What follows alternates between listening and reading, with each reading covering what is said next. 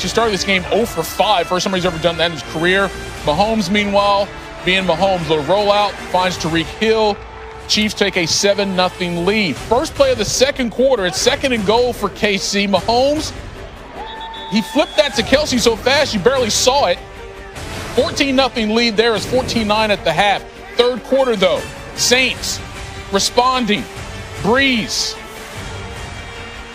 drifting, little floater to Latavius Murray, and he's got room all the way into the end zone. The Saints go for 2. They didn't convert, so it's 15-14 New Orleans advantage. Ensuing drive for the Chiefs. Mahomes. Patience, and then what a dime in the back of the end zone to McCole Hardman. Are you serious? And nice toe drag there as well. Chiefs regain the lead 21-15. We go to the 4th. Mahomes on the option to Le'Veon Bell. He's in for the touchdown. It's 29-15. But the Saints come right back. Alvin Kamara pushing through traffic, didn't get tackled. Now it's 29-22. 3rd and goal for the Chiefs, ensuing drive. Pressure from Mahomes. Throws it away. So the Chiefs would kick a field goal and take a 10-point advantage. Here come the Saints. 4th and 2 for Brees. He finds Jared Cook over the middle. First down, and they're in Chiefs territory. Brees to Humphrey. He didn't fall down this time. Catches it for the touchdown. It's a 3-point game. Chiefs get it back, less than 2. Le'Veon Bell, 2nd and 5. How about that patience at the line of scrimmage? Gets outside for the first down, and there's your ball game. Chiefs win it. Here's Bell with Donnie Rossini. I'm here now with Kansas City Chief running back Le'Veon Bell. Le'Veon, you get your first touchdown with the Chiefs today. What's that feel like to be able to score? It felt good, you know. Any opportunity you get in the end zone, get to celebrate with the guys, it's always a great feeling. So I'm glad the guys did the work up front. Coach called a great play for me, great opportunity. You know your teammate, Clyde Edwards-Helaire, went down there with an injury. What more can you tell us about that? Obviously I'm going to go in there and check on him, see what's going on, but, I'm not sure what happened. I see he kind of got bit up a little bit, but obviously I'm praying for the best. He's a tough kid, and I'm praying for the best for him. Yeah, you guys face a really tough Saints defense. What do you think on offense was the key for you guys being able to figure it out and get the win? Just sticking to our guns, doing what we do best, keeping those guys off balance, run, pass. Patrick Mahomes being Patrick Mahomes, the guys up front doing a great job. I think it was a total team effort, when we did it all. Le'Veon, you haven't had a lot of experience in the NFL on a winning team. What has this been like for you playing with the Chiefs? It's been amazing, playing this red and white, a lot of special players around me. Everybody embraced me here, so it's fun. I'm just glad to look forward to next week. All right, thank you so much. Thanks for having me. Congratulations. You guys, send it back to you. All right, Dana, thanks a lot. Chiefs now 13-1, matching the best 14-game start by a defending Super Bowl champion. That's the good news. The not-so-good news of the 3 previous defending champs to start the season that well, only the Broncos in 1998 went on to repeat. All right, Rob and Tim back with us. And, Rob, let me start with you because, so much of the talk in this game was Brees coming back and didn't look good early, but late. Enough offense there. If you're a New Orleans fan, you feel pretty good. But also from a defensive standpoint, what did you see in terms of the pressure they were able to get on Patrick Mahomes? They got after Pat Mahomes, and he's going to be sore. Pat Mahomes is going to be on the flight back to Kansas City. He's going to be on ice because he was hit often and he was hit a lot. There was one play in particular where he pretty much got sandwiched in between 2 Saints defenders. And when you can get after the quarterback the way that the Saints were able to, that's championship football. In Kansas City, we all know how explosive that offense is and how they can move the ball down the field.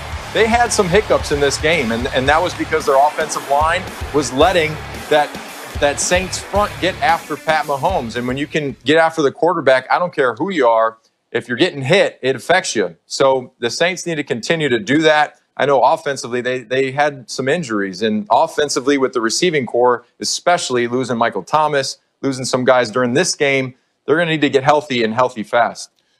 Tim, as great as Drew Brees is and has been throughout his career, missing 4 games is substantial for any starting quarterback in this league. So I can't say it's a a real surprise that he struggled a little bit early in this game. But how did that permeate itself throughout the rest of this game for Brees? Well, I mean, I think it's clearly an issue. And Rob brings up a very good point about, Michael Thomas not being there. And, it didn't even seem like, they were able to get Taysom Hill involved the way they typically do with Brees as the starter. But, yeah, look, I don't care how much football you've played. When you miss time and then you're coming back with, multiple broken ribs, look, it's hard. I mean, it's, this is a force early that could have been picked. This one here that is intercepted, he kind of gets fooled on a double of Emmanuel Sanders and then is late going outside with the football. He looked rusty, and I think that, the margin for error when you play a team like the Chiefs who have the ability to go and score and score often is just so small. Even with as good as a defense as New Orleans has, and Rob is right, they got after Patrick Mahomes, it's just hard to stop them because they have so many weapons. And so, getting off to a slow start is almost just like being in a hole that's too big to dig yourself out of. And so, look, it's certainly not a nail in the coffin for this Saints team. And I think there's probably a lot of good that they're going to see on the film from this game. But in terms of coming away with a win, you just can't spot the Chiefs the way that they did and think you have the ability to come back, especially with how they were depleted offensively. Yeah, so the Chiefs pick up another win and maintain the best record in the NFL. But would the worst team in the NFL stay winless? Yeah, we got the Jets taking on the Rams. We pick up in the fourth quarter. LA's down 23-10. Jared Goff, Tyler Higbee, touchdown. So it's 23-17. I mean, there's no way that the Rams would lose to an 0-13 Jets team at home, right? Goff, Gerald Everett, that's incomplete. So the Rams turn the ball over on downs. Ensuing drive, Jets 3rd and 6. Sam Darnold, former USC quarterback, back in LA. They get the first down, they get the kneel down, and they win it 23-20, their first win of the season. Sean McVay, what happened? This loss will demoralize us only as much as we allow it to. It's going to be embarrassing, sick to your stomach about it, but we do have 2 games left, and we've got to find a way to respond and rebound on a short week. Not really a short week, but this week as we get ready for the Seahawks. But that was very humbling, and it's going to be humbling, but we're going to move forward, and that's exactly what we'll do. That's all I know how to do. I'm just happy for our guys. I mean, they've done such a great job of how they've worked. Been through a lot of adversity. It's been too long for us to to even remember what a win feels like almost. It's great to see those guys that excited.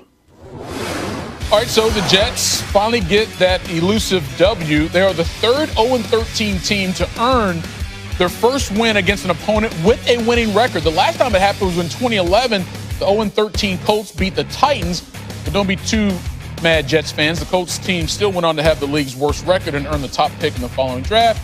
And that pick was Andrew Luck. It's supposed to be Trevor Lawrence next season. Tim, let me start with you because the Jets have had a couple of opportunities to pick up this W before Sunday, but in certain situations they didn't execute, whether it was on offense or on defense. But in this game against the Rams, 3rd down was huge for them, and they came through. How? Well, I mean, look, they played hard. And in many respects, I'm happy for those players because it's miserable when you lose. And, so to feel, the tangible result of a win, look, I think they probably deserved it, especially with the effort they came out with today. Think about this for the Rams. The Rams have been one of the better teams in the NFC all season long. There was about 6 minutes left in the third quarter before they converted on their first 3rd down of the game. They were 0 for 7 prior to that. Look, the Jets decided to come and play. They got after them on 3rd down. They forced some long 3rd down situations that really weren't convertible. And I think the front, for the Jets, did an excellent job of getting after Jared Goff, causing disruption. And I think that you have to give a lot of credit for them. This is a time of year where, people can pack it in.